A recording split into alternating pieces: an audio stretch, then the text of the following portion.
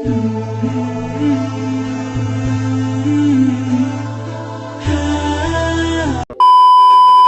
warahmatullahi wabarakatuh. Alhamdulillah, kita panjatkan puji syukur kehadirat Allah Azza wa Jalla, dan mudah-mudahan kita semua selalu dalam lindungan Allah, dijauhkan dari mara bahaya, dijauhkan dari segala penyakit. Baik sahabat-sahabat Indosine TV yang berbahagia, yang dirahmati Allah, sebelum kita masuk ke dalam isi video ini, jangan lupa untuk terlebih dahulu like video ini ya. Yang masih belum subscribe juga monggo dipersilakan untuk subscribe.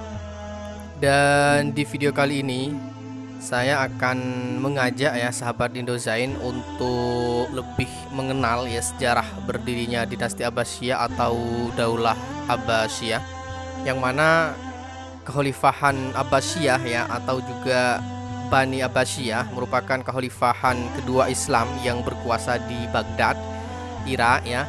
Dan pada masanya kekhalifahan Abbasiyah ini berkembang sangat pesat, menjadikan Islam sebagai pusat pengetahuan dunia ya seperti yang kita tahu. Dan juga kekuasaannya dimulai setelah merebutnya Bani Umayyah dan juga menaklukkan semua wilayah yang kecuali Andalusia ya pada waktu itu. Dan Bani Abbasiyah ini merujuk pada keturunan paman termuda Nabi Muhammad SAW seperti yang diceritakan dalam sejarah peristiwa Isra Mi'raj, Abbas bin Abdul Muthalib. Dan itu juga sebabnya yang masih termasuk dalam Bani Hashim ya, Bani Hashim. Bani Abbasiyah menjadi dinasti kekhalifahan terlama sepanjang sejarah berdirinya agama Islam, yang berkuasa mulai tahun 750 Masehi hingga 1258 Masehi. Dan ibu kota pemerintahan dipindahkan ke Baghdad pada waktu itu dari Damaskus ya tahun 762 Masehi. Dan juga dalam sejarahnya berdirinya dinasti Abbasiyah ini, mereka juga memerintah seluruh Asia Barat dan juga Afrika Utara. Banyak juga dari kelompok bangsa yang berbeda yang tinggal di Baghdad seperti Arab, Persia, Yahudi, Yunani yang juga bahasa Arab. Selain Islam menjadi agama mayoritas, ada juga penganut agama yang lain seperti Kristen, Yahudi. Dinasti Abbasiyah ini juga berdiri setelah mereka berhasil menaklukkan dinasti Umayyah. Baik sahabat-sahabat, keturunan Al-Abbas menjadi pendiri dinasti Abbasiyah, yaitu Abdullah As-Saffah bin Muhammad bin Ali bin Abdullah bin Abbas. Kelompok Abbasiyah merasa lebih layak memegang tonggak kekuasaan daripada Bani Umayyah karena mereka berasal dari Bani Hashim yang lebih dekat garis keturunannya dengan Nabi Muhammad SAW, yang saat itu sejarah runtuhnya Bani Umayyah seperti itu.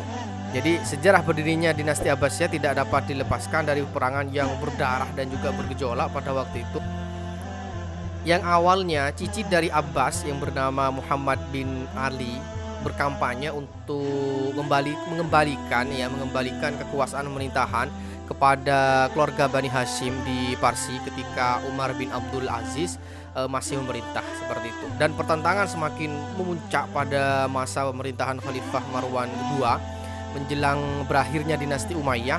Ada kelompok dari Bani Hashim yang teraniaya sehingga melakukan perlawanan pada waktu itu.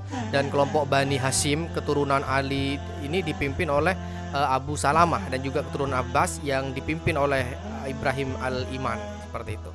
Sahabat-sahabat Indosine TV yang berbahagia, selain itu juga ada kelompok keturunan bangsa Persia, pimpinan Abu Muslim Al-Husaini maksud kami, yang bekerja sama menaklukkan dinasti Umayyah, yang mana pada akhirnya kaum Abbasiyah ini berhasil menaklukkan pemimpin terakhir Umayyah, yaitu Marwan bin Muhammad pada waktu itu. Dan juga Abu Abbas As-Saffah akhirnya juga berhasil meruntuhkan Bani Umayyah dan diangkat sebagai khalifah. Dan juga bisa disampaikan bahwa selama 3 abad Bani Abbasiyah memegang kekuasaan khalifahan, mengusung kepemimpinan gaya Islam dan juga menyuburkan kembali ilmu pengetahuan dan juga pengembangan budaya di Timur Tengah. Ini sementara sedikit ya, atau sekelumit penjelasan dari berdirinya ya, sejarah berdirinya dinasti Abbasiyah, atau juga ada yang menyebutnya Daulah Abbasiyah seperti itu. Dan apabila sahabat-sahabat masih belum like, silakan di like video ini. Yang masih belum subscribe juga dipersilakan untuk subscribe agar bisa mendapatkan notifikasi terbaru dari video kami yang lain seperti itu, agar kita juga bisa semakin memberikan manfaat kepada sahabat-sahabat Indonesian TV di sini. Dan mohon maaf, demikian apa yang kami sampaikan. Sekali lagi mudah-mudahan manfaat barokah. Akhirul kalam, wallahul muwaffiq ila muthoriq. Wassalamualaikum warahmatullahi wabarakatuh.